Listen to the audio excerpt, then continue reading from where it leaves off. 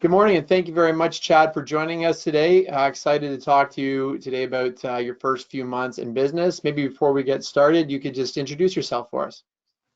Yeah, I'm Chad Casper. I'm from Tucson, Arizona. I've been in business for about 4 years. Went to the February 2017 Toronto class and launched in August of 2017. Awesome. So what we want to learn about today is really what those first few months were like as you started off and understanding both your mindset and some of the marketing activities you did. So let's just get right into it. Thinking back to when you first launched, what was your mindset like in those first 3 months? What was your focus? Did you feel prepared? Did you have a plan going into it? Since the licensing took such a long time for my state, it really gave me a chance to really kind of gear up and kind of get prepared on the front end. And so I'd had some acquaintances and friends that were realtors and new realtors and were in the industry. And so I really reached out to them and just started doing practice inspections for them, throughout the week. Testing out all my equipment, making sure everything works, making sure my template in one point is really solid.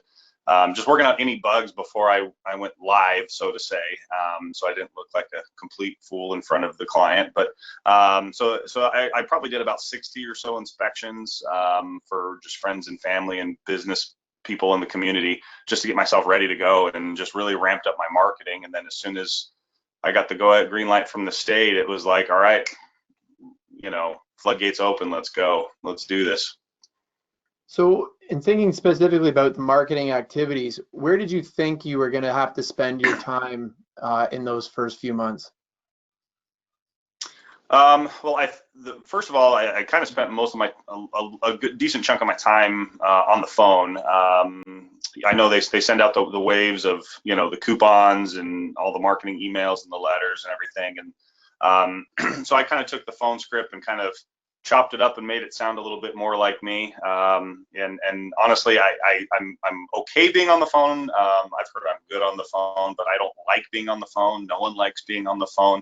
We'll get that out in the air. We'll call out the elephant in the room. But it was definitely important because of the see me, know me, like me, trust me. That's kind of the first step.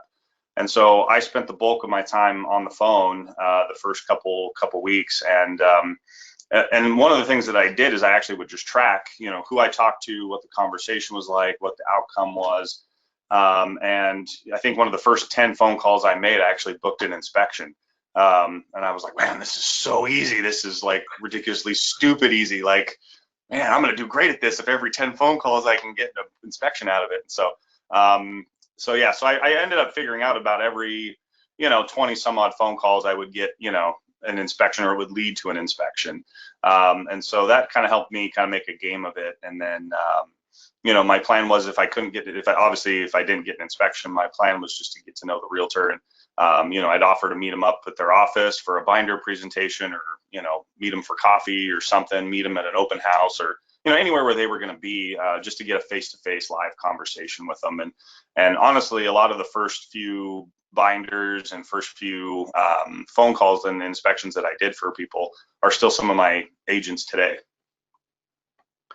Awesome. I like how you mentioned you made a game of it to, sort of inspire yourself, to motivate yourself to keep going, knowing that the next one's going to come if you just stick with it, right? Thinking about Right. so when you talk about the phone calls, you really use the phone calls as a stepping stone to get the office visits and open house. So were the office visits and open houses, you're talking about doing the office meetings and that, was that a key part of that as well for you? Yeah. After a couple of weeks, and I just realized, like, I'm best face to face with people, and that netted the best result for me. And so my goal then was to use those contacts that I'd made on the phone as an excuse to get into the office. And so then I started doing the donut boxes, doing those. I think I started off once a week to some of the main offices in my area. And then I kind of slowed down and started doing that about every other week as my schedule picked up and I started booking inspections. And then it became, okay, let me get to know the broker. Let me talk to the broker and see if I can get in on their sales team meeting and do a larger presentation, hit a wider net of agents, and then use those agents that I've worked with as kind of my, reference sheet. Like, hey, talk to so-and-so. They've used me numerous times, and that agent usually ended up being the best marketing piece I ever I ever didn't have to pay for. So they actually got me a lot of business. Just, hey, Chad's great. He knows what he's doing. He's really good with clients, et cetera, et cetera. So yeah, the Awesome. face-to-face was key to me, and focusing on bigger events. Lunch and learns, I started doing those as well too, especially for like newer agents, just taking them through kind of a what to expect when you're inspecting, kind of just showing them like what's involved in the home inspection process and everything like that. Where did free inspections fit into your marketing plan? So obviously, when they send out the marketing wave at the get-go, they send out that free coupon, and that's kind of the key to get your foot in the door. And I probably did about 20 free inspections. I don't remember off the top of my head.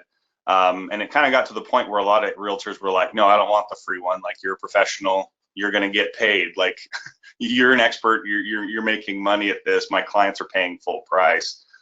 So I ended up not having to do as many as I wanted to, just because people saw the value in what I offered and wanted to make sure I got compensated. So, but the free ones are important because it's kind of your foot in the door. It's kind of just your way to get up and get started, and build your business and build your personal brand within the brand. And that was key for me.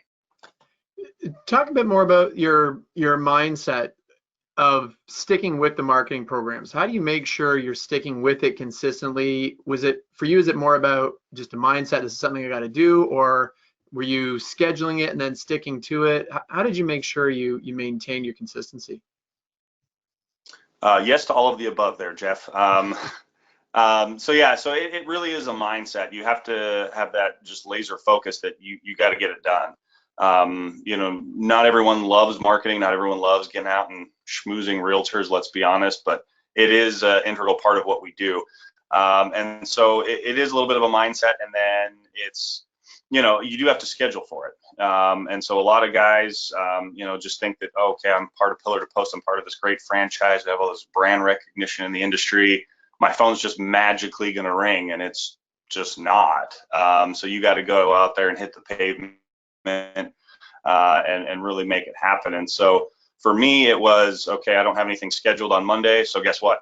I'm going to make 50 phone calls, 100 phone calls, whatever I needed to do. I'm going to go out and do a couple of office visits and just see what I can drum up. And so it was a little bit of scheduling at first, and then it was, okay, I've got an inspection in the morning or the afternoon. What am I going to do with the other half day?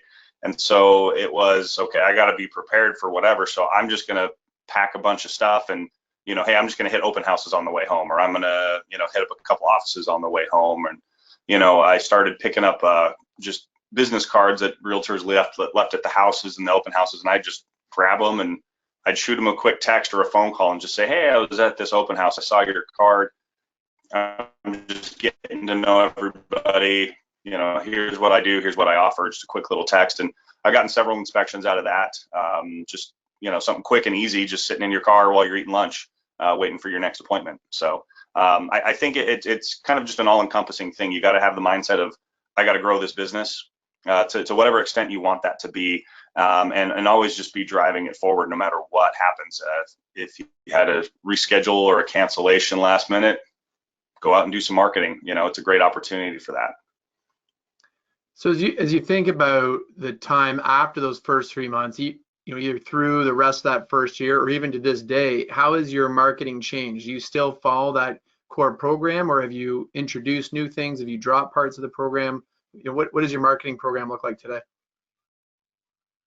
Well, so I did about 60 inspections in 2017, from about late August to about the first of the year. And then the next year I did about 270, or no, I'm sorry, about 280 inspections. So I jumped up pretty quick. So my marketing definitely marketing time has kind of slowed down. I mean, I did 460 this last year. So needless to say, I didn't have a lot of time for marketing. So whenever I do marketing now, I definitely focus on, the bigger reward, focusing on a wider net of agents. So, with COVID being in play, it's kind of tough, but I've been doing a few office presentations when I can. And usually that's some combination of a few people live and in person and a few people on Zoom. That's actually panned out really, really well for me. I've done a couple of, lunch and learns, the what to expect when you're inspecting.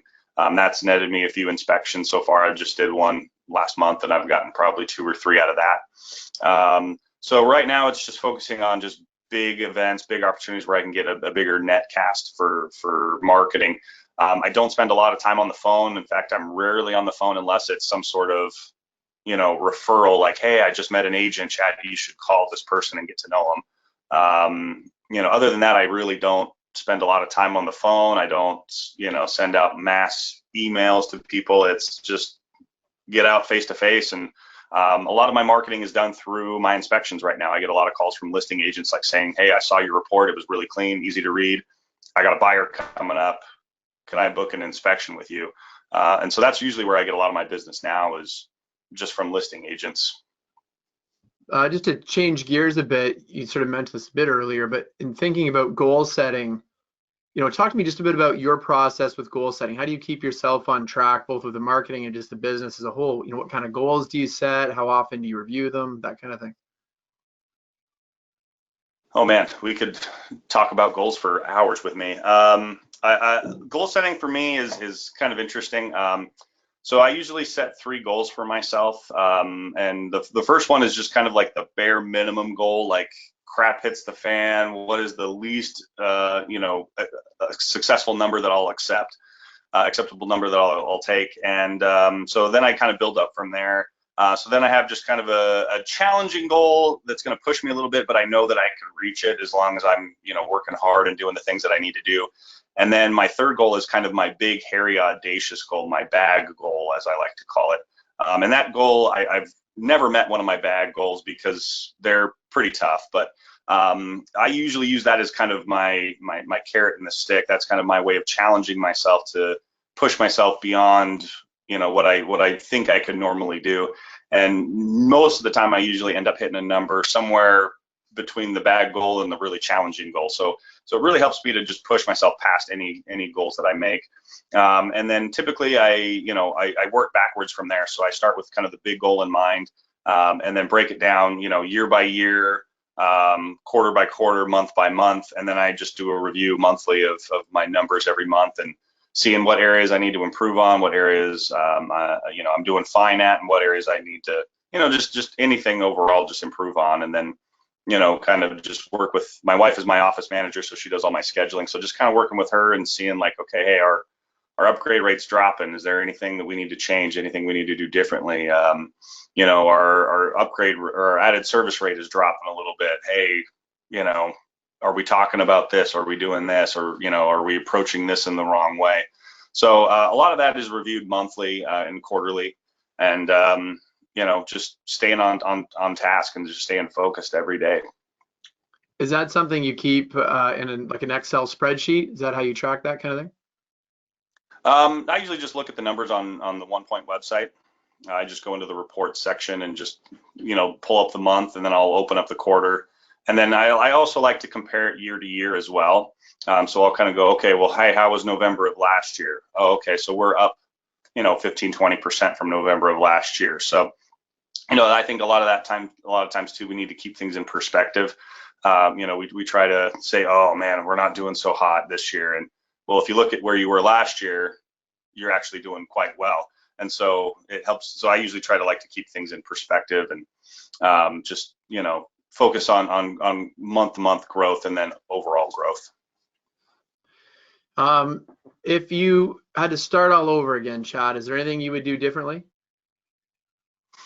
It's an interesting question. A lot of people always ask that, and always people say, oh, I would do things totally differently. But I'm a firm believer that everything happens for a reason, and I've definitely made mistakes in my first little while, and you learn from those mistakes. And I don't think I would be where I am today if I didn't learn those things. So I don't think I would do anything differently, just because it's helped me get to where I am today. Okay, let me ask you this. Let's pretend you were standing in front of the class that's just about to graduate and go out into the world. What piece of advice would you give to them as they get started? Oh, geez. Let me see. So yeah, so I definitely would say, get out there and make it happen. Pillar to post is great. The support system's great, but they're not going to do it for you. They'll give you the tools. They'll give you all the game plan, the marketing plan. They'll give you everything you need to do, but you got to have the work ethic. You got to go get it done. The other thing I would say is follow the playbook. They definitely know what they're doing. It's worked for me. You may tweak a couple of things here and there with your local market. You may find that some things aren't quite working, but you can adjust those as you see fit. But pretty much you should be following the playbook as it's written. Reach out for help. You've got tons of people that can help hold you accountable. I think that's key for me. I just I latched onto my startup director and then my regional director, and I bugged the crap out of them. I mean, they probably got tired of hearing from me. They probably put "do not answer" underneath my name because I was always just like, hey, did you see my numbers for the month? Well, how am I doing? So just finding somebody to help hold you accountable. And then I just kind of latched onto some other franchise owners throughout the country, and we just started kind of formed a little group, just helping. Month to month, we just kind of email each other our goals and our numbers, and then we just offer support for one another. And it's kind of a friendly competition, just like, hey man, I'm going to beat this guy next month, or hey, I see where this guy's number's at, and I want to beat that number. So it kind of becomes an internal competition with yourself against some of these other guys. But it's a lot of fun. We talk a little smack to each other, but we're a good group of guys. We get along great, and we have a lot of fun. But I think that's key too. Is make it a challenge, make it a fun game for yourself. No one likes to just sit there and just grind and grind and grind with no energy or no fun in it. Yeah, I like that. We're a big system, and the relationships you build with other franchisees can be a tremendous resource for you. And the fact you guys are putting a little fun on it with giving each other the gears and challenging each other, I think makes you all better franchisees too. So that's awesome to hear. I don't have any other questions for you specifically, Chad. Is there anything else that we didn't talk about today that you wanted to add in? Any other words of wisdom or comments you wanted to make before we wrap up? I don't think so, but definitely reach out to people. Like I said, I'm always available for any and all franchisees to talk and throw ideas off of. I'm always in the same boat too. I'm always calling guys and bugging my regional directors and other people at corporate. So the help is there. You just got to ask for it. Awesome. Appreciate that as well. All right. Well, thanks very much, Chad. I appreciate all your time today. I know you're a busy guy. I'll let you get back at it, and look forward to seeing you again soon. All the best. All right. Thank you, Jeff. Take care. Bye-bye.